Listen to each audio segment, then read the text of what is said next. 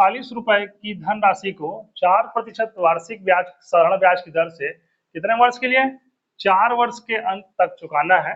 तो उसके द्वारा चुकाई गई प्रत्येक बराबर वार्षिक किस्त बताना है। किस्त बताना है कि भाई कितना रुपए किस्त होगा। सबसे पहले क्या करना है, माना की किस्त, माना की किस्त, माना की किस्त कितना रुपए रखना है और दर कितना रुपए रखना है। ये दो चीज तो कंफर्म हुई, अभी तक यही आ रहा है। ठीक, कितना 100 रुपए, 100 ना माना किस्त, कितना प्रतिशत है दर 4, 100 में 4 जोड़ देंगे कितना होगा 104, इन दोनों में 4 जोड़ दिया, फिर 104 में फिर 4 जोड़ दो कितना हुआ 108, फिर 108 में फिर 4 जोड़ दो कितना हुआ 8 4 कितना 12, कितना कितना हुआ टोटल 4, 1 2 3 4, 4 साल का हो गया। सब का टोटल करो कितना योग 424, इधर ध्यान देंगे, इधर 424।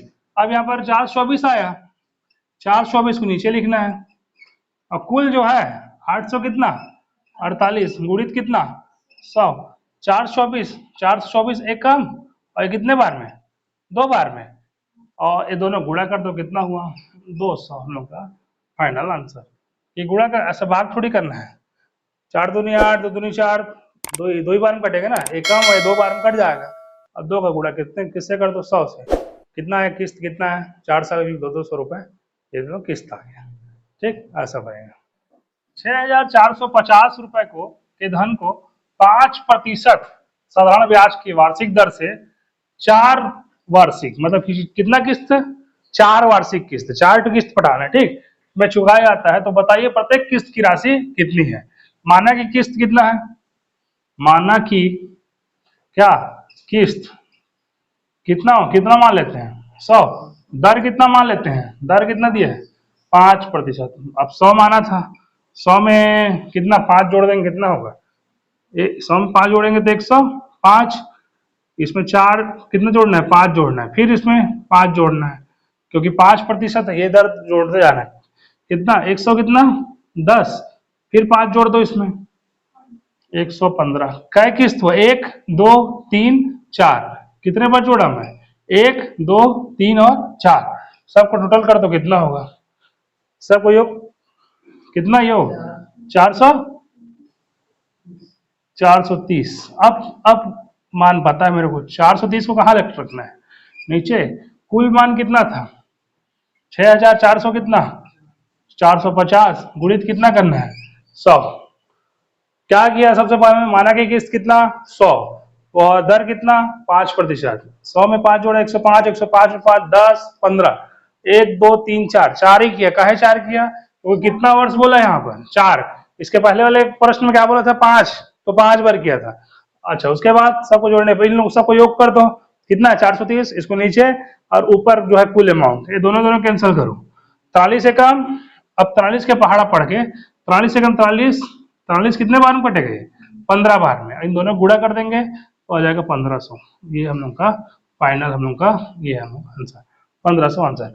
अब किसी की समस्या है तो फिर गुणा करते जाओ भाई, 43 के पहाड़ा 43 का टेबल पढ़ो और 6 4 5 0, 43 से कम कितना होगा 43, यहाँ 1 यहाँ 2 और यहाँ 5 बच गया। अब 43 के पहाड़ा में कितने बार पहाड़ा है 43 पंचे 3 पंचे 15 5 80, 5 चौक 20 और 21 पंचे कितना 200 कितना 15, एक शून्य बचा, शून्य लगा देना यहाँ पर। अब यहाँ शून्य और एक शून्य और बचा था, शून्य को क्या कर दिया था मैं कैंसिल कर दिया था, मतलब यहाँ पर एक शून्य, यहाँ भी शून्य था, दोनों शून्य को क्या कर दिया था मैं, यहाँ भी शून्य था यहाँ भी शून्य, दोनों शून्य को क्या कर दिया था पहले मैं कैंसिल कर दिया था। 43 को किससे भाग करना था 645 से, तो 645 से भाग किया तो आंसर आ गया। शून्य लगाऊंगा तो एक शून्य बढ़ जाएगा, ये 15 बचेगा, 15 गुणा किससे करूंगा 100 से करूंगा, कितना आंसर आएगा 1500। ये गुणा भाग तुम लोगों का काम है। ठीक, माना कि किस्त कितना 100% मतलब रेट, और उसके बाद फिर जितने बार बोला 1 2 3 4 जितना दर रहेगा, दर ना उसी को जोड़ना, दर इसमें मान लो 10 6% 7% आ गया तो 7% इसमें जोड़ते जाऊंगा। ठीक, और किस्त हम लोग फिर किसी भी किस्त को हम लोग आसानी से निकाल सकते हैं। ठीक, चलो प्रश्न देखते हैं। जैसे 5 वर्ष बाद दे ₹770 को 5 वर्ष में 5 वार्षिक बराबर किस्तों में चुकाया जाता है यदि ब्याज की दर दर कितना है, रेट जो है 5% है, वार्षिक साधारण ब्याज दर पर हो तो प्रत्येक किस्त की राशि याद कीजिए, किस्त निकालना है। ठीक, तो किस्त कितना रुपए किस्त बांधेगा कि 5 साल में उसको इतना पैसा चुका दे। अब सबसे पहले माना की किस्त हमको नहीं पता तो क्या किए, माना की किस्त की राशि, किस्त माना कि किस्त की राशि, किस्त कितना है उसको कितना मान लेता हूं मैं, हमेशा 100 मानना। ठीक, माना कि किस्त कितना है 100। अच्छा, कितना परसेंट रेट है, रेट कितना है, दर दर जो है वो है कितना प्रतिशत, 5% ये रेट है। ठीक, ये दो चीज हो गया। अच्छा, कितने साल के लिए, कितने साल तक चुकाना है उसको, 5 साल तक।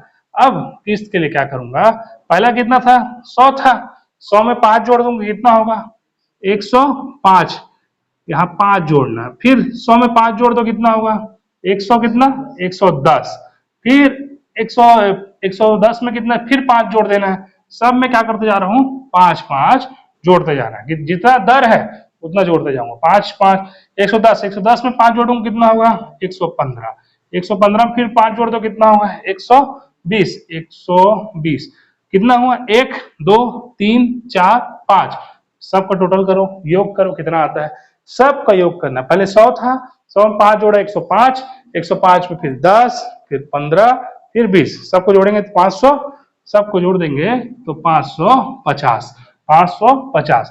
अच्छा, कुल रुपए, यहाँ पर रुपए कितने थे मेरे पास, कुल रुपए 770 के ऊपर, और बटे क्या कर दूंगा 550, गुणित क्या कर दूंगा 100। अब ये शून्य कैंसल, 11 पंचे 55, 11 सत्ते 70, अब 5 के पहाड़ हम 5 एकम 5 और 5 दूनी 10, ये हो गया 7 दूनी कितना होगा 14, एक शून्य लगा देंगे, आंसर कितना रुपया आएगा हमारा 140 रुपया जो होगा वो किस्त होगा। ठीक, पूछे ना किस्त कितना पटाना है, ये होगा 140 रुपया किस्त।